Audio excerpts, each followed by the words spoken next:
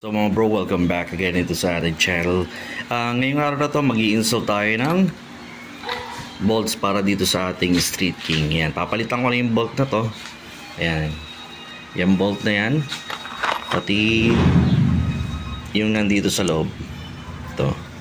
Ay, nung nakaraan, nag-install tayo ng CNC bolts para dito sa ating handlebar.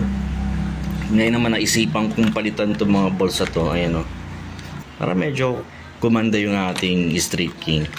Yan, mas maging maangas pa pagpilitan natin ng CNC bolts. So tara, umpisa na natin. Ito muna yung tatanggalin natin. Luwagan lang. Ayan mga bro, maluwag na yung bolt na kailangan natin palitan. So ito na yung ating side mirror, humiwalay na siya. So ayun yung bolt na nagdudugtong dito sa ating side mirror para kumapit. Ayun yung papalitan natin. Ito yung papalitan natin bolt. So ang ipapalit natin, ito na. Ito yung cone type na CNC. Okay, ito mga bro, ito na yung ating cone type na CNC. Ito yung stock bolt ng Street King side mirror natin. Mas gumanda na siya. Ito pa lang yung ikakabit natin. So ito, papalitan ko din to. So mahirap lang kasi kumuha ng video dahil yung isa kong kamay hawak-hawak tong ating camera.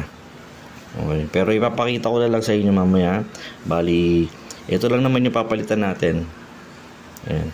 So ang ipapalit ko, itong CNC bolt na to. So ayan. Mas lalong pumorma yung ating Street King. Dito pa lang to sa left side. Itong right side ang isusunod na natin. So ganito yung itsura niya. Okay. Angas.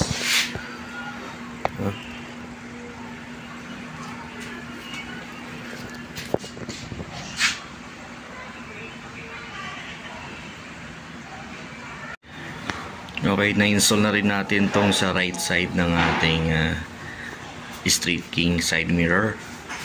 Ganon din dito sa left side. Ayan.